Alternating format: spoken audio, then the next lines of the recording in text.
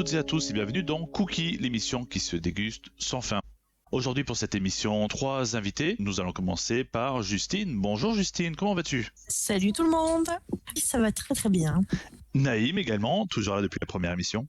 Yo, salut, c'est Naïm, ça va? Oui, écoute, très bien Naïm. Et enfin, le meilleur pour la fin, le doyen, celui qui nous rejoint pour la toute première fois et nous sommes fiers et heureux de sa présence, Martin. Bonjour Martin. Eh ben, bonjour, je suis ravi de rejoindre cette fine équipe qui me considère déjà comme un vieux, c'est toujours un bonheur. Tu apportes avec toi de l'expérience. Oui, beaucoup de sagesse, c'est vrai. Oui, effectivement. Quand t'es le meilleur aussi, Alexandre. Oh, Naïm, Alexandre le Grand, oui. que vous êtes chou. L'impétueux. Je ne fais que mon devoir. J'essaie de dégayer ce podcast et de l'organiser du mieux que je peux. Eh bien, sans plus attendre, je vous propose de passer à la rubrique questions que vous connaissez si bien dorénavant, avec donc la première question. Je vais tout simplement vous demander quelle est la particularité de la figurine Lego de Voldemort. Elle a pas de nez. Oh là là, mais voilà, mais c'est déjà une superbe entrée. Bravo Martin, effectivement. Ben mince, je pensais pas que ça allait être aussi rapide. C'est vrai. Mais je vous ai dit, Martin, voilà, Son expression favorite, c'est néanmoins. Oh là là. Bon, alors, je vous expliquer quand même. Mais effectivement, très bonne réponse de Martin qui est fracassante dans le podcast. Alors, Voldemort est l'un des rares personnages à avoir la représentation d'un nez pour les Lego. Les figurines Voldemort de Lego Dimension en sont dépourvues. Et si cela vous gêne, vous pouvez tout à fait interchanger les figurines, ce n'est pas un problème. Il s'agit d'une volonté de Lego pour caractériser davantage le côté inhumain du personnage à l'inverse de toutes les autres figurines Lego qui n'en possèdent pas. Les seules figurines Lego qui ont des nez sont les monstres, par exemple Lego Squelette ou Moby. Là, c'est plutôt récent. Parce qu'après, il y a quelques années de ça, j'ai vu qu'il y avait quelques sets Lego dans les années 90 avec des humains qui avaient des nez. Mais plus maintenant, c'est d'un commun accord que les personnages Lego n'ont plus de nez. Et je pensais pas que vous alliez trouver aussi facilement. Bravo, en tout cas, c'était une superbe réponse, Martin. C'est toute sa sagesse qui est ressortie, c'est pour ça. Il faut dire que Martin, c'est le sosie officiel de Voldemort aussi. Oui, c'est vrai, sur bien De des la aspects. chevelure. Je sais pas dire. Ah bah, ça fait plaisir de voir qu'il y a une super ambiance. J'espère qu'il y aura un Lego de toi et que je marcherai dessus et qu'il fera pas mal celui-là. Tu vois. Oh. Tu peux déjà essayer de marcher sur Mars, tu te feras pas mal. Ouais. C'est ce qu'on appelle le Lego mal placé. Oh là là. Mais excellent, Martin. Très très bon. Oui. On pourrait instaurer un compteur de mauvaises blagues. On pourrait éventuellement, oui, tout à Ah, ça fait. peut être pas mal, hein. Pour l'instant, il n'y a que des bonnes. Ce serait un nombre univers. Et pour la deuxième question, nous allons changer du tout au tout. Et cette fois-ci, je vais vous demander quelle a été l'idée du célèbre hôtel Le Martinez, situé à Cannes, pour chasser les goélands, mouettes et pigeons qui venaient importuner les stars lorsqu'elles déjeunaient en terrasse. Alors, est-ce que ça serait comme pour les aéroports, ils utilisent des aigles pour chasser les petits oiseaux? C'est une bonne réponse. Ah bah mince, c'est les bons. Ah bah, ça Ah bah merde, pardon. Alors oui et non. Pour être plus précis, ce ne sont pas des aigles, ce sont des buses et des faucons aussi. Il y a une équipe de 3 fauconniers qui ont entraîné spécialement des faucons et des buses pour chasser ces petits oiseaux chapardeurs. Ils les chassent pas vraiment, c'est surtout pour les effrayer, pour les éloigner des stars, des brunchs. Et ça a tellement bien fonctionné d'ailleurs que la plupart des hôtels maintenant, alors les hôtels de luxe, adoptent ce dispositif pour... C'est comme pour dans les aéroports, hein. Maintenant il y a un fauconnier attitré à chaque aéroport où leur job c'est toute la journée de passer avec leur bus, leur faucon, de chasser les oiseaux de l'aéroport parce que c'est un des accidents qui arrive le plus souvent. J'avais vu pour les avions la malheureuse rencontre entre un pigeon par exemple et un réacteur d'avion, quoi. Ah oui, ça marche pas très bien, je suppose, comme croisement. Oui. C'est qui gagne? Aucun des deux. Ça va très très vite, c'est la première fois que... Mais ça c'est Martin, il galvanise toute l'équipe, c'est extraordinaire Martin, bravo. C'est sa sagesse qui nous a remplis de partout là. Si c'est que la sagesse, moi ça me va du coup. Bon, je vais corser un peu les questions. Vous êtes très très bon aujourd'hui. Et je vais vous demander, qu'est-ce que l'orthosomnie? Ah ben il y a moins de monde pour l'orthosomnie. Je suppose que la première réponse est toujours la bonne. Du coup, je vais dire, est-ce que c'est un jeu de société Hasbro qui permettrait de jouer avec de l'ortho? Non, pas du tout, Naïm. Non. Alors ortho déjà ça veut dire rééducation, si je dis pas de bêtises. Mm-hmm. Est-ce que c'est un rapport avec des animaux, avec le petite zoo? Rien à voir avec les animaux. Tu peux redire le mot? Orthosomnie. Ça a un rapport avec le corps humain? Ça a un rapport avec le corps humain, tout à fait. J'ai une idée. Attends, est-ce que ce serait pas par rapport à l'odorat? Rien à voir avec l'odorat. Attends, un truc qu'on rééduque. Alors non, c'est pas vraiment de la rééducation. Non, là, Justine, vous avez mis sur une fausse piste. C'est une partie propre du corps humain ou Non. plusieurs endroits? C'est plutôt un comportement, on va dire. Est-ce que c'est genre des sortes de tics? Et de toc. Ah, il y a un peu de ça, c'est vrai. Est-ce que c'est le fait d'avoir de contracter comme ça de manière Tu parles des muscles, c'est ça? Ouais, tu parles de quoi, Naïm? Précise ta pensée, s'il te plaît. Non, oui, des muscles, je veux dire. Non, non, rien à voir avec les muscles. Que c'est lié au langage? Rien à voir avec le langage. La façon d'écouter? Plus, mais c'est quelque chose que l'on fait tous. Respirer. Oui, c'est un peu de cet ordre d'ailleurs. Souffler. Penser? C'est un rapport avec le fait de bailler. Des symptômes de la narcolepsie ou un truc comme ça. Non, mais c'est un rapport avec le sommeil. Ah, mais C'est c'est les malade. sommeils par intermittence? Non. Elle dort les yeux ouverts. Non, ce n'est pas ça, mais c'est plutôt récent. Hein. C'est vraiment ces dernières années avec l'émergence des technologies, les gens font de plus en plus ça justement. Qu'est-ce qu'on a vu fleurir ces Elle dernières rentre en années? Les applications liées au sommeil? Et elles servent à quoi ces applications? De pouvoir réguler ton sommeil. Oui, mais l'inconvénient de tout ça, c'est qu'il y a des personnes finalement qui... Sont Qui dépourvues n'arrivent pas à d'horloge s'endormir biologique. à cause de ça? Ah, c'est plutôt l'inverse justement. Une personne qui va être intéressée par ces applicatifs, qu'est-ce qui l'intéresse au fond? Contrôler mieux ses phases de sommeil. C'est ça. Et du coup, l'inconvénient de tout ça, à force de vouloir trop contrôler, qu'est-ce qui peut arriver? Qu'on fasse des insomnies, en fait, plus on essaie de contrôler et moins on y arrive naturellement. Du coup, on... Martin, je t'accorde la bonne réponse. Alors, je vais vous expliquer qu'est-ce que l'orthopnie. Il s'agit purement et simplement de la recherche obsessionnelle du sommeil parfait. Et oui, car cette quête du sommeil peut être omniprésente et devenir paradoxalement contre-productive. Un Français sur deux avoue ne pas assez dormir et 30% d'entre eux déclarent souffrir d'un trouble du sommeil. Et la quête du sommeil idéal n'a jamais été autant recherchée depuis l'apparition des oreillers ou autres montres connectées, les somnifères, les applications pour mieux dormir. Il y en a à peu près 500 qui sont disponibles sur smartphone. À force de trop vouloir chercher le sommeil, finalement ça nous angoisse tellement de bien dormir qu'on n'arrive pas à dormir. Bon, laissons tomber de côté le sommeil pour parler de la bataille des surfaces. Et je vais tout simplement vous demander qu'est-ce que la bataille des surfaces? Est-ce que c'est un spin-off de Star Wars, la bataille des étoiles? Non, rien à voir. Est-ce que c'est un truc en rapport avec les grandes surfaces? Genre le Non, fer, aucun rapport. Ok. Est-ce que c'est un rapport avec des insectes qui se battent à la surface de la Terre, un truc comme ça? Ah, ça peut arriver tous les jours, mais on ignore totalement tout ça. Est-ce que c'est plutôt lié à des surfaces de mètres carrés, à des domaines qu'on achète? Oui, c'est lié à des surfaces de mètres carrés, mais on ne peut pas les acheter. Est-ce que c'est par rapport aux mathématiques, à la géométrie? Non, non, non. Est-ce que c'est un rapport avec la géographie, genre avec les mers qui prennent plus de terre Alors non, c'est bien sur Terre. Mais c'est un terme que vous connaissez toutes et tous, surface. On l'emploie pourquoi ce mot d'ailleurs? Un terrain de foot? T'es pas loin, tu te rapproches déjà, Naïm. Un terrain constructible? Le rugby. Le tennis? Oui, oui. Alors qu'est-ce que la bataille des surfaces à propos du tennis? En fait, il y a deux types de terrains, je crois. Et le terrain... ça veut dire- Je sais que chaque grand chelem a son type de terrain de prédilection. Je sais que par exemple, Roland Garros, c'est la terre battue. Une moitié de terrain en terre battue et l'autre moitié en gazon. Exactement, Naïm. Excellente réponse. Le 2 mai 2007, Roger Federer, le numéro 1 mondial de l'époque, et Rafael Nadal, le numéro 2, s'affrontèrent sur un court hybride mi-terre battue, mi-gazon. Ce match avait pour but de départager les deux joueurs sur leur surface de prédilection. Selon vous, qui remporta le match? Federer. Eh ben non, c'est Nadal. L'événement se déroula à Palma de Majorque, en Espagne, dans la Palma Arena, devant 6800 personnes. Avant le match, Roger Federer a déclaré que le résultat, c'est pas le plus important. Ce sera certainement une atmosphère unique et grandiose, car il ne faut pas toujours se prendre au sérieux sur un court de tennis. Il a joué à l'extérieur, vu que c'était en Espagne. Et Nadal, il est espagnol. Pourquoi ils n'ont pas joué en Suisse, comme Federer? Ouais. Il faudrait peut-être faire une autre bataille des surfaces. On n'a pas fini dans ce cas-là. Exactement. Bon, eh ben regardez, voilà déjà venu l'heure de la dernière question. Vous avez vraiment été efficace. Je ne sais pas si vous allez la trouver facilement, celle-ci. Bon, on verra bien. Alors, pourquoi peut-on dire d'Alan Smithy, né en 1955, qu'il a beaucoup fait pour le cinéma? Moi, je sais, moi. Moi, j'ai la réponse. On va laisser un peu mariner Martin.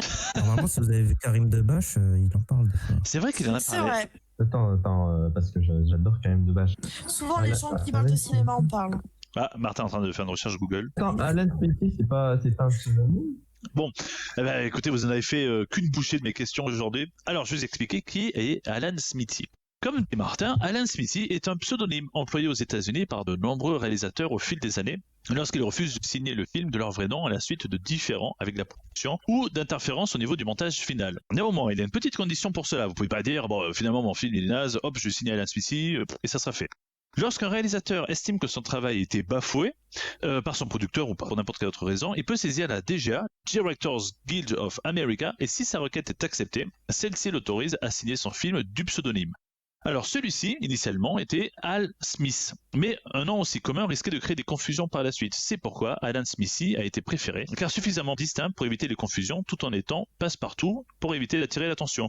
Et une légende urbaine prétend que son nom a été choisi comme étant une anagramme ironique de The Alias Men, soit les hommes au nom d'emprunt. La première apparition d'Alan Smithy a eu lieu donc en 1955 dans le téléfilm The Indiscreet Mrs. Jarvis. Au cinéma, Alan Smithy fut crédité en tant que réalisateur pour Une poignée de plomb en 1967 et c'est une trentaine de films qui ont été crédités dès lors. On a également pu voir Alan Smithy, alors ça c'est plus étonnant, en tant que réalisateur dans les épisodes 1 et 5 de la première saison de MacGyver, mais aussi en tant que directeur artistique de l'épisode 58 de Plus belle la vie. Et oui, il se retrouve partout, Alan Smithy, jusqu'à Plus belle la vie, fameux feuilleton national. Je vois que pour cette émission, vous n'avez fait qu'une bouchée de mes questions, et encore une fois, je vous félicite. Et sans plus attendre, nous allons passer à la partie du Naïmator, que vous commencez à connaître. Exactement. Naïm, Alors, est-ce que oui. tu peux nous présenter cette rubrique, s'il te plaît? Alors, le Naïmator, c'est très simple à expliquer. En fait, je prends des musiques anglaises ou américaines connues et je les traduis via Google Trad. Du coup, c'est la traduction la plus brute qu'on puisse avoir. Et j'essaie de vous les faire deviner comme une sorte de blind test en vous les récitant les paroles de manière un peu robotique, on va dire. Je vais essayer. Je suis sûr que le résultat sera spectaculaire, Naïm. Peut-être. Tu l'as déjà Peut-être tellement dans le bien sens fait dans du la terme. précédente émission. Eh oui, tu en as combien à nous proposer, Naïm? J'en ai 3 à vous proposer. C'est bon, on m'a donné les fiches. Alors du coup, Oh, l'animateur je vais commencer avec un petit truc un peu dur peut-être, on sait jamais, mais loin. Ce navire m'emmène loin, loin des souvenirs. Des gens qui se soucient si je vis ou meurs. Lumière des étoiles, je chasserai la lumière des étoiles jusqu'à la fin de ma vie. Je ne sais plus si ça vaut le coup Ah, j'ai de trouvé. vous tenir dans mes bras. Tu veux que je continue? Ouais, vas-y, bah, je pense avoir trouvé. Peut-être une connerie, hein, mais vas-y. Je voulais juste te tenir, toi, dans mes bras, ma vie. Tu électrises ma vie. Oui, je sais ce que c'est. C'est Muse Starlight. Exactement. Il sait bien traduire Google. Ah, bah, en vrai, c'est dur de trouver avant le refrain, je trouve. Ça... Ah, mais merci. Merci, Naïm. Alors, le deuxième. Je vois des arbres verts. Rose rouge aussi, je les vois fleurir. Pour moi et toi, et je pense à moi-même. Quel monde merveilleux. Je vois des cieux bleus et des nuages de blanc. Le jour béni, lumineux, la sombre nuit sacrée, et je pense à moi-même. Quel monde merveilleux. Les Ah. couleurs de l'arc-en-ciel. Oui, C'est pas Louis Armstrong, non. si, c'est ça. Si, c'est celui-là, hein, oui. Ah, Wonderful World. Exact. Mais GG Martin d'avoir trouvé une chanson de ta jeunesse. Du coup, C'est moi qui lui ai tout appris. ça va vite, ben on va faire la troisième. Ah, allez, vas-y. Bébé, tu ne vois pas que j'appelle? Un gars comme toi devrait porter un avertissement. C'est dangereux, je tombe. Il n'y a pas d'échappatoire. Je ne peux pas attendre. J'ai besoin d'un coup. Bébé, donne-le-moi. Hein? Est-ce que ce serait pas Baby de Justin Bieber? Ah non, c'est pas ça. Je me demande bien ce qu'elle peut mettre la puce à l'oreille. C'est vrai ça. Moi, je vous demande. Hein. Vas-y, C'est Naïm. dangereux, j'adore ça. Trop haut, je ne peux pas descendre. Perdre ma tête, tourner en rond et en rond. Me sens-tu maintenant? Avec un avant-goût de tes lèvres, je fais un tour. Avec un avant-goût d'un paradis empoisonné, je suis accro à toi. Tu ne sais pas ce que tu es toxique. Toxic, Britney Spears. Oh, mais très bien joué, Justine. Et effectivement, Toxic de Britney Spears. Merci Naïm pour cette magnifique rubrique. Sans plus attendre, passons à la rubrique de Justine pour le 2,21 gigawatts. Eh ben, si je vous dis Zora, Master Sword ou bien vous me dites? Zelda. Eh oui, je veux bien évidemment vous parler de The Legend of Zelda. Cette année, nous allons fêter les 35 ans de cette saga de jeux vidéo mondialement culte. Le premier jeu de la franchise, The Legend of Zelda, est en effet sorti le 21 février 1986 au Japon sur NES. Bien qu'il faille attendre octobre 1988 pour que le jeune Link foule de ses bottes de cuir les terres de notre hexagone.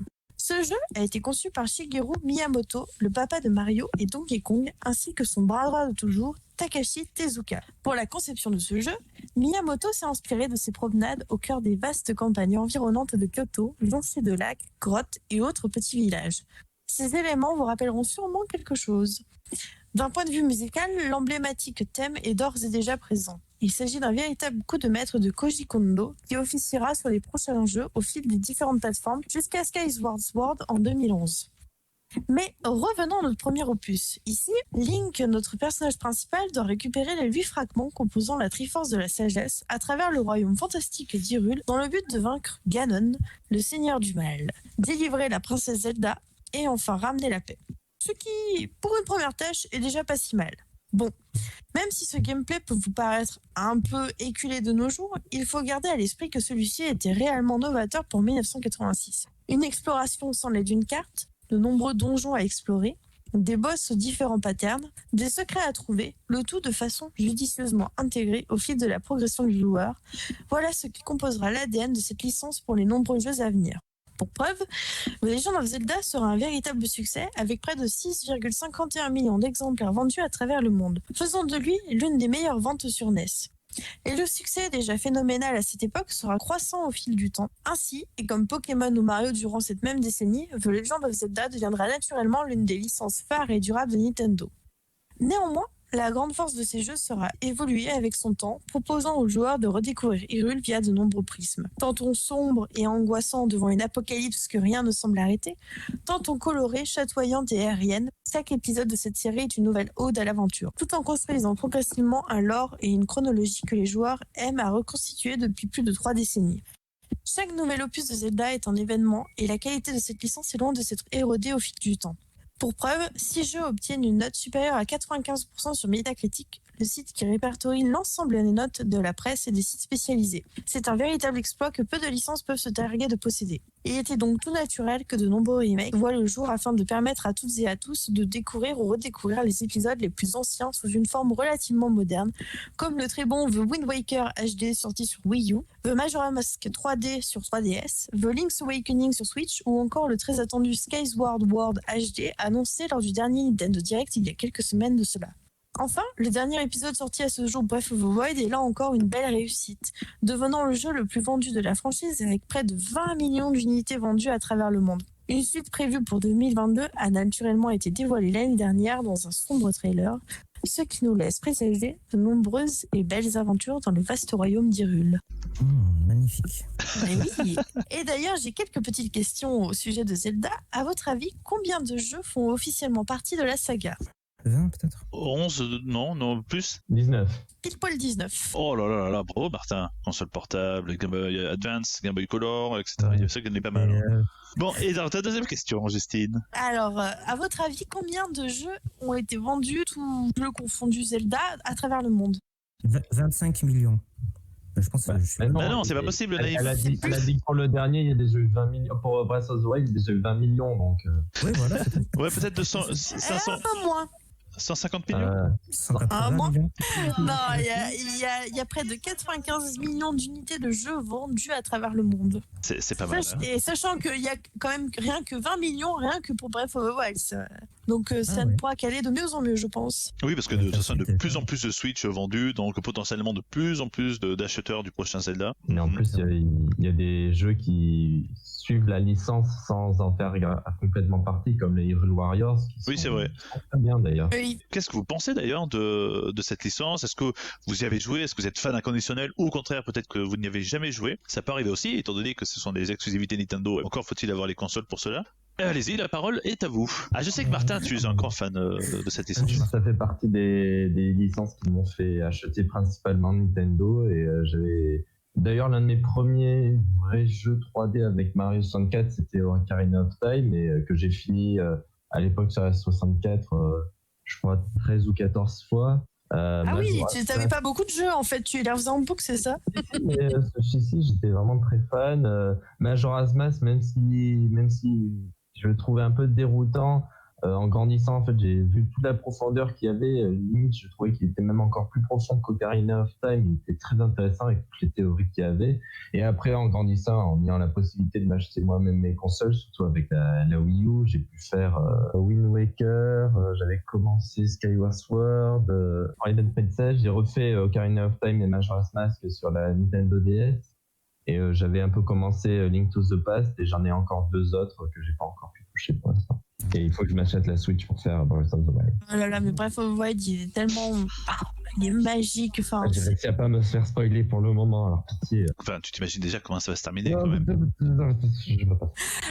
tout comme Martin, enfin, ça fait partie de mes licences de jeux vidéo préférées avec Pokémon. Enfin, c'est vrai que moi j'ai beaucoup été bercée avec les consoles Nintendo aussi, et j'ai adoré quoi. Enfin, c'est vrai qu'à chaque fois je prends toujours plaisir à jouer à ces jeux. C'est vrai que comme je disais dans la chronique, ils savent à chaque fois se renouveler dans le gameplay, et tu prends toujours du plaisir à jouer quoi. Et bref, ouais, franchement c'était l'apothéose. Hein. Enfin, t'as bien vu, j'y ai joué au moins facile 200 heures quoi dessus. Tellement. Ah oui, quand même. C'est loin d'être vraiment le plus excellent de la licence. Pas trop, toi. Bon, je vais donner mon avis, mais alors la licence Zelda, j'ai surtout fait Majora's Mask lorsque j'étais gamin, qui m'a énormément marqué. Justement, moi, ce que j'aime dans les Zelda, c'est le côté sombre d'Hyrule, tout ça. Donc moi, j'aime beaucoup Twilight Princess, Majora's Mask, et le trailer de la suite de Breath of the Wild s'annonce plutôt sombre. En fait, pour beaucoup, ça serait un peu le même diptyque, c'est-à-dire Ocarina of Time, Majora's Mask, et là, du coup, Breath of the Wild. Moi, c'était un de mes jeux préférés. Majora's Mask, pour le côté vraiment angoissant, oppressant, avec le retour dans le temps, la lune aussi, Skull Kid, l'antagoniste, qui était génial, super classe et tout. Puis, je trouve que vraiment tous les personnages étaient attachants, et c'était un des premiers jeux à l'époque où tu ressentais vraiment de la gravité quand tu jouais avec les personnages, le village, et tu te disais, bah non, il faut absolument sauver tout le monde. T'étais vraiment impliqué dans l'histoire. Et je trouve qu'à l'époque, les jeux étaient plutôt légers quand tu comparais à d'autres licences. Mais si tu comparais par exemple à Spyro, quand tu joues, c'est très sympa, mais t'as pas ce côté implication du joueur dans l'histoire. Voilà, tu collectes des items, etc. Là où vraiment t'avais un super scénario, de très belles cinématiques, le jeu était très très beau. Et Ocarina of Time, j'étais un peu moins fan, je trouvais ça un peu long quand j'étais gamin, j'étais un peu moins embarqué dans le truc. Et pour venir à Breath of the Wild, alors c'est vrai que le jeu est magnifique, il est très très beau, mais je le trouve un peu vide. T'as pas beaucoup de PNJ, ça manque de vie. Bah voilà, des fois t'as l'impression d'être un peu seul au monde. Ou par exemple sur un Skyrim qui est sorti en 2011, tu as des PNJ qui savent faire dans les villages, et t'as un peu plus de vie, tu es content du coup de retrouver ces villages après une dure exploration. Encore une fois, le jeu est une merveille au niveau gameplay, les gadgets sont incroyables. Et puis ce que j'apprécie aussi pour finir, c'est cette progression. À chaque fois, ils te donnent des objets, et puis petit à petit, tu vas faire le donjon avec l'objet qu'ils t'ont donné, puis après tu vas les combiner pour affronter des boss, des adversaires, et finalement, sans t'en apercevoir, tu vas progresser, et c'est vraiment très très fort. Parce que du coup, tu te rends pas compte que tu t'affrontes des adversaires de plus en plus difficiles avec des objets, et puis après tu te retrouves à avoir plein d'objets, mais finalement, leur utilisation est plutôt fluide, tu jongles entre eux sans trop de problèmes. J'aime beaucoup et j'attends avec impatience le prochain opus. Personnellement, j'ai pas forcément joué à beaucoup de Zelda. J'en ai commencé que 2. J'avais commencé Twilight Princess et Skyward Sword sur la Wii. Et sinon, à part ça, j'avais pas forcément des consoles Nintendo, donc j'étais plus Team Sony. Du coup, je pouvais pas jouer aux Zelda. Mais après, d'un point de vue extérieur, je trouve que Zelda, c'est un peu comme... Enfin, ça se voit que c'est un jeu de la Nintendo parce qu'ils aiment bien faire des héros qui parlent pas, qui font juste des ah, ouh, hi. Oui, c'est vrai, ouais, c'est vrai. C'est vraiment, c'est vraiment un leitmotiv chez Nintendo, effectivement. Ouais. Quoique dans Breath of the Wild, il parle un peu plus. Et il y a des doubleurs là-dedans. C'est très bien fait. Oh non, je savais pas te parler. Oh mon Dieu. Mais je pense que ça dépend vachement des épisodes. Par exemple, ceux qui m'intéressent le plus, ça va être du genre Majora's Mask ou Wind Waker aussi, qui a l'air assez... Wind Waker était incroyable, mais encore maintenant, je trouve qu'il a pas vieilli, quoi. C'est juste extraordinaire, ce jeu. Bon, rendez-vous dans 5 ans peut-être pour les 40 ans. Bon, j'étais ravi de vous rencontrer. Non, mais pas de suite, Martin, pas de suite. Ah, pardon, d'accord. Vu que tu as pris la parole, pourquoi ne pas directement passer à ta rubrique Approxy Martin? Quelle est donc ta rubrique? Qu'est-ce que tu nous proposes pour ta première arrivée dans l'émission? Alors laissez-moi vous expliquer rapidement le concept. Je me mets dans la peau de celui qui ne connaît pas ou mal un film, un jeu vidéo, une série, et je tente de vous les faire deviner avec un monologue plein d'hésitations, d'inexactitudes et bien sûr, comme le nom l'indique, d'approximation avec un jeu d'acteur digne de... Enfin bref, un jeu d'acteur. Bienvenue à tous dans l'Approxy Martin. Et du coup, cette semaine, dans l'Approxy Martin, je vais partir vers les jeux vidéo, ce qu'on appellera donc l'Approxy Théo Games. C'est l'occasion de casser des petits jeux de mots. Et ça fait plaisir. Alors, j'ai commencé.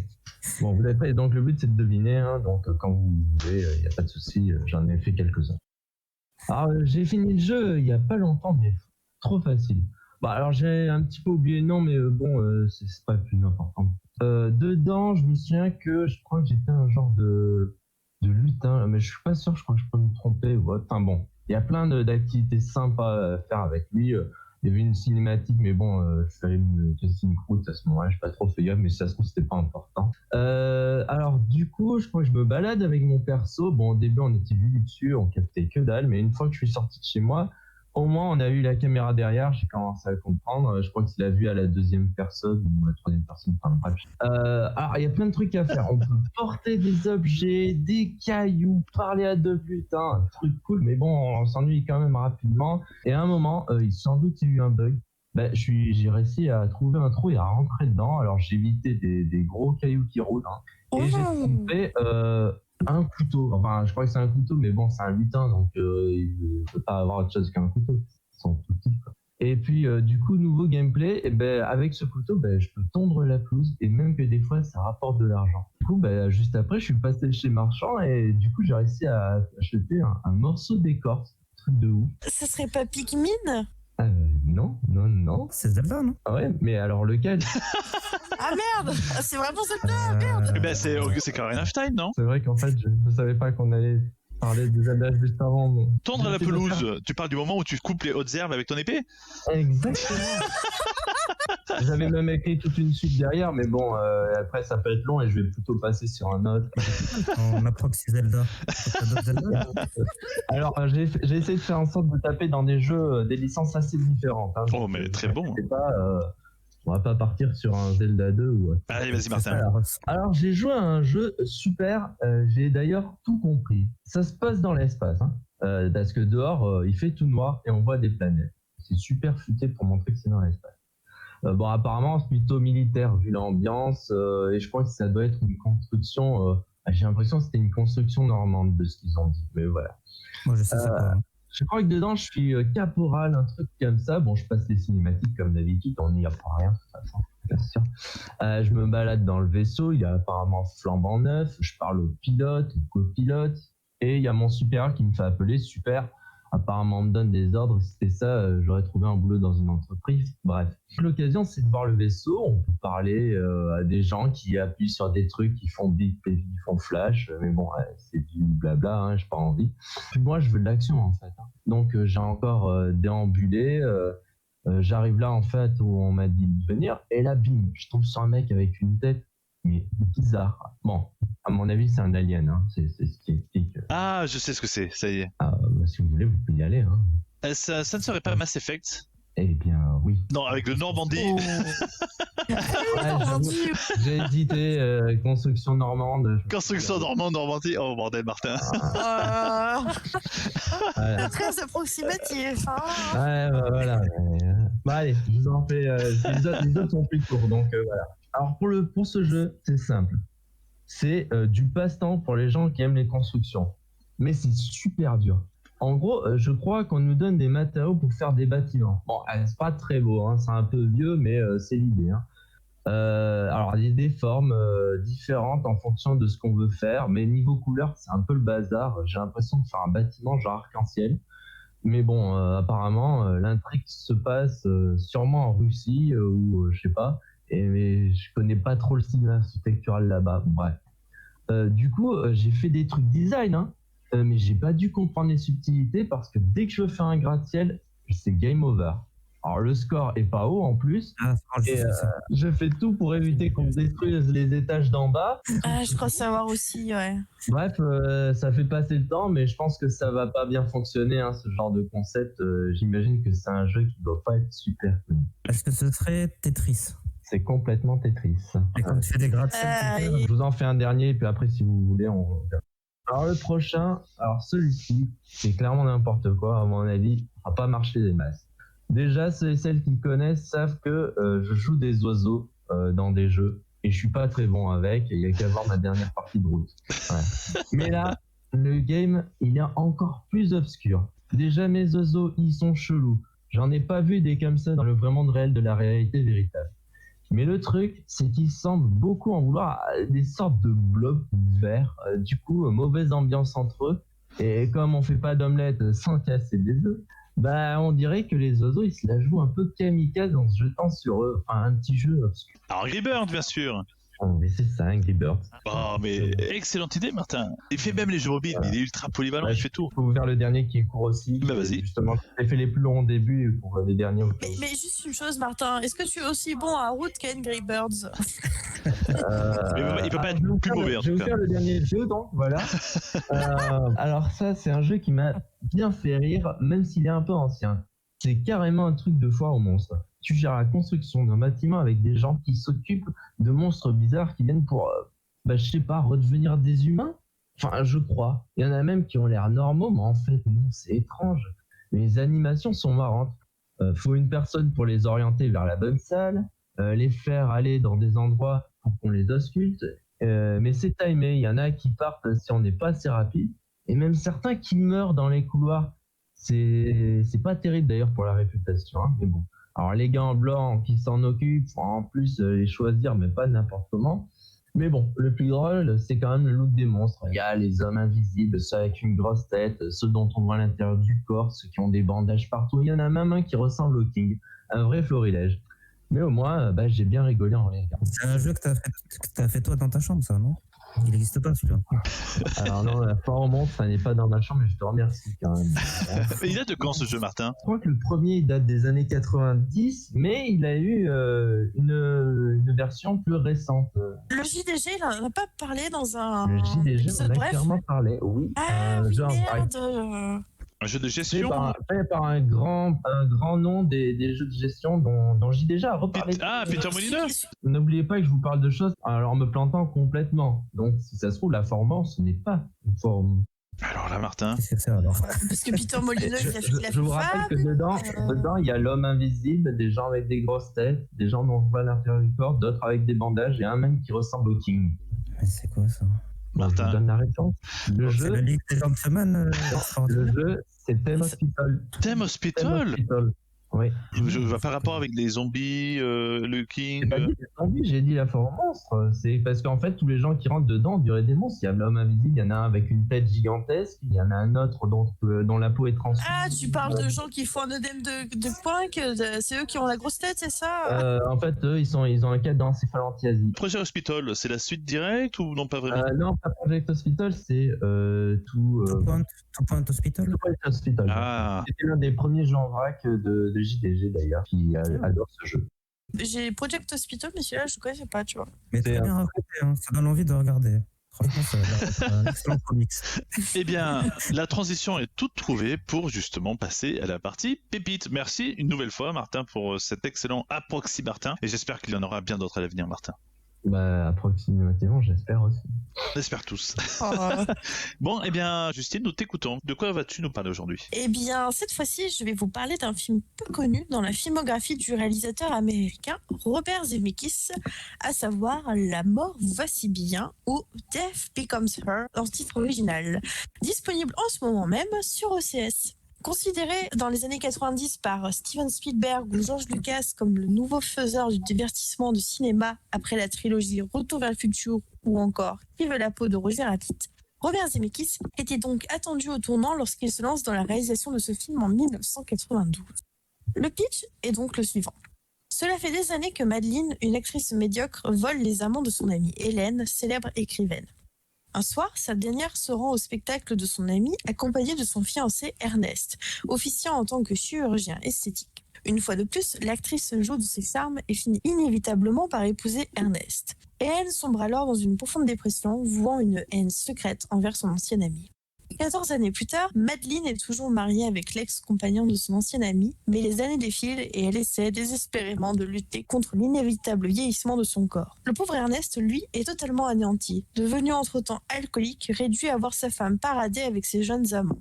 Mais c'est à ce moment qu'Hélène entre en scène, plus sublime que jamais et plus déterminée que jamais à reprendre son dû. Sous ses airs de comédie noire grand public, dans la pure lignée de Tim Burton, La mort vous va si bien est un film beaucoup plus profond et complexe qu'il n'y paraît au premier abord. Sont notamment abordés les thèmes du temps qui passe, la peur de vieillir, l'angoisse existentielle de la mort, bref, des sujets bien métaphysiques s'il en est. Ces divers enjeux sont également mis en scène sous la forme d'une comédie hollywoodienne comprenant un casting de haute volée. Meryl Streep et Goldie Hawn forment un irrésistible duo de manipulatrices infernales, ivres de jalousie, et entre les deux, un malheureux Bruce Willis dans un rôle plutôt inattendu d'un dépressif sensible. Il s'agit d'un trio pour le moins prometteur, assurant perpétuellement un spectacle où autodérision, parodie et satire se mêlent sans accroc. Pour mettre en image ce trio infernal, le réalisateur a pu bénéficier de l'expérience d'ILM, Société d'effets visuels de George Lucas. Et autant vous dire qu'ils ont eu fort à faire pour donner du réalisme au corps parfois torturé ou disloqué des personnages. De nombreux animatroniques ont été utilisés, mais il est important de noter que ce film a été un tournant majeur dans le rajeunissement numérique. Robert Zemeckis maîtrise cet univers avec une efficacité stupéfiante. Il parvient à incruster dans son long métrage les ingrédients nécessaires à la réalisation d'un véritable environnement horrifique, comprenant des phénomènes paranormaux, un immense manoir gothique à l'éclairage diffus dont les ombres dansent au rythme de la météo orageuse. Tous ces aspects lui vaudront d'ailleurs un Oscar des meilleurs effets visuels en 1993, et de nombreuses techniques utilisées par ILM dans le film furent par la suite réutilisées dans Jurassic Park l'année suivante.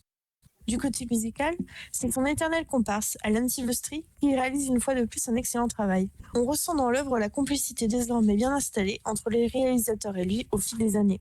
J'ai particulièrement aimé l'humour omniprésent tout au long de ce film. Savamment dosé, il n'est jamais lourd et celui-ci fonctionne toujours aussi bien 30 ans après. Les différents protagonistes prennent un véritable plaisir et cela se ressent en permanence à l'écran. En ressort une douce et amère folie qui a marqué de son empreinte le début de cette décennie, au même titre qu'un The Mask, Beetlejuice ou encore La Famille Adams. Des films décomplexés, à l'humour caustique et empreints d'un cynisme qui s'est depuis fait bien rare dans l'univers d'Hollywood. Eh bien, merci beaucoup, Justine. Il me semblait qu'il était plutôt fun et assez bien. Enfin, je me souviens que je crois qu'il y avait pas mal d'humour. Moi, ce qui m'a marqué en visionnant le film, c'est que tout le monde s'amuse en fait. Ça se voit sur le plateau. Meryl Streep, dans une interview, a dit que c'était exténuant pour elle parce qu'à l'époque, c'était encore les balbutiements, des fonds verts, etc. Des effets spéciaux plutôt. Oui, des effets spéciaux. Puis en fait, ils étaient obligés de tourner sur un fond vert. Pour eux, c'est assez compliqué. C'est pas trop l'habitude. Elle a dit voilà, plus jamais ça. Bon, finalement, ça l'a pas empêché après de continuer. J'ai une question, Justine. Tu l'as vu le dernier film de Zemeckis là, Sacré Sorcière? Je voulais le louer. J'ai vu que là, il était disponible en VOD. Je voulais voir ce que ça donnait parce que j'avais vu la version des années 90 avec Angelica Houston qui joue d'ailleurs la mère dans La Famille Adams. Mais j'ai un petit peu peur que ce soit un peu trop lisse par rapport à la version des années 90. À voir.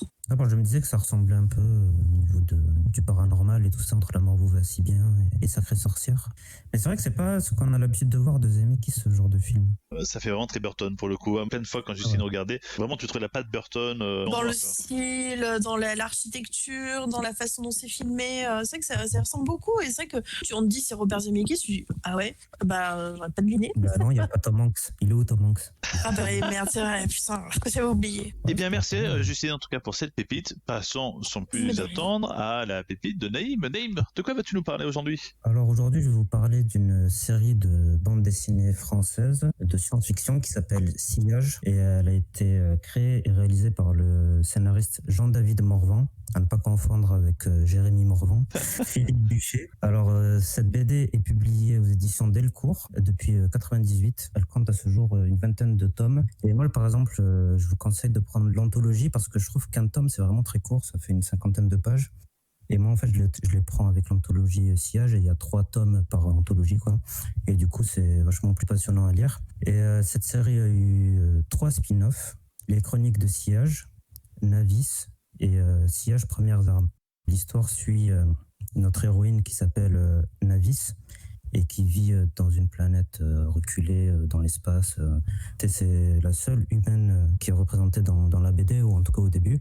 Un jour, il y a des extraterrestres qui se ramènent dans sa planète en fait pour la terraformer, mais pour eux, comme les êtres humains, on peut pas on peut pas analyser leurs zones cérébrales. Ils n'ont pas vu qu'il y avait une personne qui était vivante et qui était douée de conscience, et du coup ils commençaient à terraformer la planète où elle était, et après elle a réussi à s'en sortir et tout ça, et au final elle fait partie de Sillage. Et Sillage en fait c'est l'ensemble des convois de vaisseaux spatiaux qui voyagent l'univers. En gros c'est comme une sorte d'ONU avec plein de nations extraterrestres.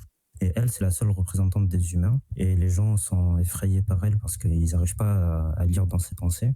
Alors que tous les autres extraterrestres, entre eux, ils peuvent lire leurs pensées respectives. Et du coup, elle arrive très vite à faire partie d'une sorte d'armée de sillage et qui part de planète en planète avec des buts diplomatiques ou même de colonisation aussi, comme on verra plus loin dans l'histoire. Et c'est vraiment une BD que je vous conseille parce que je sais pas si vous avez déjà vu des mangas comme Gun ou Ghost in the Shell, etc., qui prennent une femme assez forte et tout. Et je trouve que Nafis, elle fait vraiment partie de ces archétypes-là et c'est vraiment une personne très forte et qui peut jouer de ses charmes vu qu'elle est un petit peu sexy et tout ça, mais ça ne repose pas que là-dessus et c'est un perso très intelligent et qui est vraiment un expert en arts martiaux, en tir et tout. Et il y a toujours ce petit côté un peu d'humour et tout. Il y a plein d'expressions qui sont un peu changées avec des mots extraterrestres, ce genre de trucs. Et c'est vraiment une histoire qui est passionnante et on voit vraiment l'évolution de Navis et son but à elle, c'est de trouver d'autres représentants de l'espèce humaine. Elle part de planète en planète et des fois elle arrive à trouver des traces et tout. Et c'est vraiment très passionnant et les dessins ils sont magnifiques et je vous conseille vraiment cette BD Sillage aux éditions Delcourt. Mais je m'en souviens, Siège, c'était les BD que je lisais au CDI, j'adorais les lire, et puis parce qu'à chaque tome, tu avais une nouvelle planète à découvrir. Je sais plus si, je crois que c'était le 4e tome ou le 3e, où c'était des sortes de pandas, quelque chose comme ça. Ah oui, ouais. Des pandas un peu humains, là. Oui, c'est ça. Ouais. Ce tome-là, il est pas mal. C'est un des tomes où est-ce qu'elle se rapproche le plus des humains, enfin, au début. Oui, il était pas mal. Ce qui est fascinant aussi, c'est de voir aussi toutes les coiffures qu'elle peut avoir, Navis. Elle a souvent des coiffures loufoques et tout, avec des tresses. Mais c'est dommage que ce soit pas plus connu. J'aimerais bien avoir une adaptation un jour, vu que ça peut bien le faire. Mais ce serait déroutant un petit peu, c'est que c'est vraiment la seule humaine, et du coup, il y a une multitude d'extraterrestres différents. Et c'est un peu le contraire de ce qu'on peut voir dans Star Trek ou ce genre de truc où il y a beaucoup plus d'humains au final que d'extraterrestres. Après, t'as Star Wars qui avec beaucoup plus d'extraterrestres que d'humains. Tu trouves? Je trouve qu'on voit beaucoup d'humains. En tout cas, dans les films. Il y a quand même beaucoup d'humains chez les Jedi et tout ça. Ça tourne. C'est pas faux. Après, quand on regarde le conseil des Jedi, je connais pas du tout leur nom. Bon, il y a Yoda qui est déjà pas du tout. Oui, mais tu verras que genre il y aura un extraterrestre qui représente chaque. Ouais, c'est vrai. Alors qu'il y a 15 000 humains, tu vois. Oui, c'est vrai, tu as raison. Mais ils ont été conçus par les midi-chloriens, donc quand même. Merci, en tout cas, Naïm, pour cette bande dessinée. C'est vrai que ça change, honnêtement. On n'a pas eu de bande dessinée comme ça dans l'émission. C'est la première fois qu'on en parle, je crois. Eh bien, du coup, je vais me lancer pour ma pépite. Et moi, je vais vous parler aujourd'hui d'un film écossais réalisé par Ken Loach en 2012, intitulé La part des anges ou The Angel's Share en version originale. Le film a reçu une nomination au César du meilleur film étranger en 2013 et comme deux autres de ses films, celui-ci a obtenu en 2012 le prix du jury au Festival de Cannes. Je précise d'emblée que je connais mal Ken Loach et le second film de ce dernier que j'ai pu voir a été Looking for Eric sorti en 2009. Ken Loach est pourtant un réalisateur de renom. Il est l'un des cinéastes les plus récompensés du Festival de Cannes et le 8e cinéaste à être doublement palmé depuis 2016 avec moi, Daniel Blake. Son style, défini comme naturaliste et militant, s'articule autour d'un Royaume-Uni en plein conflits sociaux, de la lutte du droit des travailleurs, des immigrés clandestins ou des tares sociaux familiales. Mais nous y reviendrons plus tard dans cette pépite, car ici, Ken Loach choisit de conter cette histoire sous la forme d'une comédie dramatique, fait peu habituel dans sa filmographie. Derrière ce titre poétique se cache une expression désignant la part du volume d'un alcool qui s'évapore durant le vieillissement en fût. L'histoire du film se situe dans les banlieues de Glasgow. On suit la vie de Robbie, jeune homme vivant dans un squat et traduit une fois de plus devant le tribunal à la suite d'une violente altercation. Robbie est un habitué des centres de rééducation et sa vie est cernée par la violence. Mais, bientôt père et réalisant que sa petite amie exerce une influence positive sur lui, le juge se montre indulgent et le condamne à des travaux d'intérêt général. Là, il y fait la connaissance de Rino, Albert, Mo, mais également de Harry, leur éducateur à l'allure débonnaire, pédagogue et aussi grand passionné de whisky. Et alors que Harry amène la troupe visiter une distillerie, c'est la révélation pour Robbie. Il se découvre un nez, s'entraîne assidûment à la dégustation et s'immerge dans les livres spécialisés. Mais c'est lors d'une seconde visite pour assister à une conférence d'un célèbre spécialiste de whisky à Édimbourg que sa comparse Mo dérobe le plan d'une distillerie. Celle-ci informe la bande qu'un tonnelet de malt 1000, estimé à 1 million de livres, a été retrouvé de façon impromptue en Écosse. Il sera vendu aux enchères sur le lieu même de la découverte. Mo cherche à convaincre ses amis de voler le tonneau, mais Robbie a une meilleure idée, vider le tonneau afin de pouvoir s'échapper définitivement de la misère et élever son fils dans de meilleures conditions. Le scénario est signé Paul Laverty, ancien avocat qui est aujourd'hui un collaborateur régulier de Ken Loach depuis 1995. La grande force du réalisateur britannique est de créer très rapidement une empathie auprès des personnages présents à l'écran, donnant quelquefois l'impression d'assister à un documentaire. Les acteurs balbutient, parlent avec un accent prononcé, s'invectivent et on ressent en permanence le côté humain. À ce propos, les comédiens assistant aux différentes scènes ne sont d'ailleurs pas tous informés de ce qui va se passer, renforçant ainsi l'authenticité et la spontanéité dans leurs échanges. De plus, le choix de Ken Loach de choisir des talents d'inconnus ou d'amateurs participe grandement à ce naturalisme qui lui est si caractéristique, préférant le talent d'inconnus ou d'amateurs qui ont vécu l'expérience réelle de la vie des personnages qu'ils incarnent. Le personnage principal incarné par Paul Brannigan est un ancien SDF qui a apporté son expérience lors du tournage. Le rythme est bien construit et le film ne comporte pas de lenteur. On assiste dans un premier temps et de façon habile à la présentation des différents protagonistes pour arriver à la seconde partie dédiée, elle, à la réalisation du plan échafaudé par la bande. Les péripéties s'enchaînent, mais ici pour une question d'humour potache. Celui-ci est progressivement distillé avec soin et on se prend rapidement d'affection pour ces personnages aux aspirations pourtant douteuses. Mais c'est aussi là la grande force de Ken Loach, démontrer que la volonté de s'en sortir se trouve dans toutes les classes de la société, souhaitant briser les stéréotypes souvent émis par les hommes politiques quant à la jeunesse d'aujourd'hui. Il faut savoir alors qu'en 2011, le nombre de jeunes chômeurs dépasse la barre symbolique du million en Angleterre. Ken Loach et Paul Laverty décident alors de travailler sur un film plaçant cette génération au cœur même de l'œuvre. Ken Loach déclare dans une interview donnée en 2012 « La classe dominante acceptait cette situation parce qu'ils voulaient une catégorie de chômeurs inhérente à leur système économique. Ils ont besoin de ce moyen de pression pour discipliner les travailleurs. Si vous ne faites pas le travail qu'on vous demande pour le salaire que l'on vous donne, il y a des dizaines de personnes qui sont prêtes à le faire. C'est ce qu'ils appellent la flexibilité et c'est ce côté malsain qui doit être combattu. » On comprend ainsi la volonté des deux hommes à mettre en lumière cette jeunesse souhaitant s'en sortir par tous les moyens. Quant au procédé qu'utilisent les 4 héros pour s'en sortir, Ken Loach ne s'en formalise pas et déclare d'ailleurs dans cette même interview « Dans la part des anges, j'autorise le vol parce que je considère qu'il ne lèse personne. De mon côté, je regrette d'avoir attendu si longtemps avant de m'intéresser à la filmographie de Ken Loach. Je n'ai pas pour habitude de voir une seconde fois les films, mais j'ai pris un réel plaisir à visionner de nouveau La part des anges. Alors, nul doute que vous entendrez à coup sûr de nouvelles pépites à propos de ce réalisateur dans les mois à venir. Voilà en ce qui me concerne. Ouais, je ne connaissais pas du tout. Mais Non, comme j'aime bien les titres, je vais aller le regarder, je pense. Est-ce que déjà ça vous parle ou pas, Ken Loach, ou pas particulièrement? Non, pas du tout. J'ai regardé sa filmographie, ça me dit rien du tout, mais... En tout cas, le thème a l'air sympa. Mais prendre La part des anges, j'avais déjà entendu parler. Oui, moi c'est un réalisateur que j'aime beaucoup. C'est plutôt original comme façon de filmer. Enfin, c'est vrai, comme tu dis, c'est très naturaliste. C'est vraiment... T'as l'impression de voir presque un épisode de Striptease de France 3, tu vois. C'est très brut, t'as pas beaucoup de musique. C'est vraiment posé tel quel, comme un documentaire. Et puis, non, mais c'est une douce petite parenthèse, je trouve. Je connais un film. Ouais. C'est Looking for Eric. Ben oui, j'en ai parlé, ouais, sorti en 2009 avec Eric Cantona. Bon, il est temps de passer à la dernière pépite. Et du coup, ta première pépite dans l'émission, de quoi vas-tu nous parler, mon cher Martin? Amis de l'étrange, de l'irréel, des univers issus de cerveaux géniaux, je vous présente aujourd'hui la chaîne YouTube Alt236. Petit disclaimer avant tout, je n'ai exploré qu'une petite partie de ces vidéos car elles sont pour la plupart assez longues. Donc, je n'ai effleuré cette chaîne qu'en surface. Débuté en août 2016, Alt236 a une ambiance bien singulière au premier abord, avec son logo et sa bannière qui symbolisent, selon moi, un univers étrange voire dérangeant derrière le voile d'une réalité. Mais c'est bien cela qui semble animer le vidéaste dont je ne connais ni le nom ni l'apparence, seulement la voix calme et posée, qui nous présente pendant de longues minutes les sujets abordés par ses vidéos. Il se décrit lui-même par une simple phrase qui, pour le moment, correspond totalement à ce que j'en ai vu. Explorateur d'univers fictif, je cherche une entrée dans le labyrinthe de l'imaginaire. J'ai découvert 2 de ces playlists pour le moment. La très bonne Stendhal Syndrome est un ensemble de chroniques basées sur l'étude d'œuvres d'art et mouvements artistiques qui conduit vers ce qu'on peut appeler un vertige artistique. C'est d'ailleurs ce que veut dire le terme de Stendhal Syndrome. J'ai pour le moment regardé la vidéo parlant de la robotique et de l'évolution de celle-ci. C'est à la fois passionnant, intriguant, voire même effrayant. Mais c'est Mythologique qui m'a fait débarquer sur sa chaîne. Il s'agit de plusieurs chroniques traitant d'univers inventés en les étudiant sous tous les angles, que ce soit ses origines, ses inspirations, son approche, son gameplay dans le cas de jeux vidéo, ses personnages, etc. Avec une allure dans sa présentation un peu Stranger Things, qui n'est pas pour me déplaire. J'ai tout d'abord commencé par un sujet qui m'a interpellé depuis bien longtemps, la fondation SCP, une organisation secrète chargée de sécuriser, contenir, protéger, donc SCP, ce qui semble inexplicable.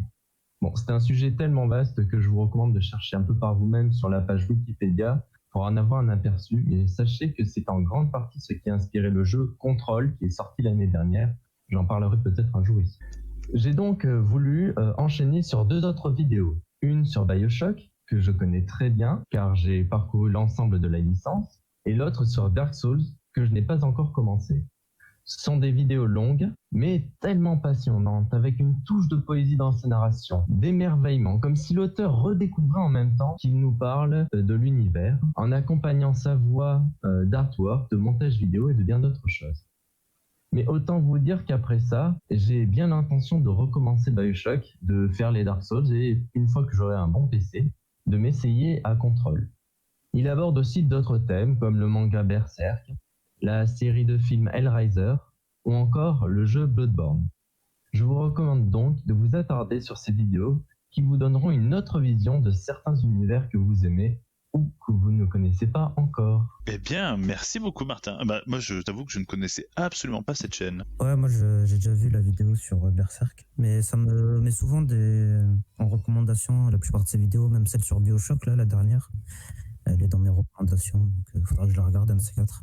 Mais ça dure un peu trop longtemps quand même. Elles sont longues, mais l'avantage c'est que c'est sûr que les artworks qu'il met, éventuellement quelques montages qu'il fait, sont super intéressants à voir, mais limite, on peut la regarder comme on regarde un peu juste en audio. Par exemple, je suis très fan de steampunk et de cyberpunk. Pour parler de BioShock, il aborde tous les styles punk en fait que je ne connaissais pas, comme le déco-punk, comme le diesel-punk, et c'est passionnant. Et... Le Daft Punk? Alors non, le Daft Punk, parce que c'est un style séparé maintenant, il me paraît. Ah oui, c'est vrai. Eh bien, c'est sur ces paroles que se conclut du coup cette émission de Cookie. On espère que cette émission vous aura plu et on se retrouve très bientôt pour un nouvel enregistrement. On espère vous revoir très vite et encore merci de nous suivre jusqu'à maintenant. Merci à vous. D'ailleurs, n'hésitez pas à commenter. La dernière fois, j'ai passé 3 heures à lire tous les commentaires. Je les lis tous en entier et je réponds à tous. Bon, eh bien, merci à toutes et à tous et puis à très bientôt pour cette émission. Au revoir. Salut. Ciao, ciao.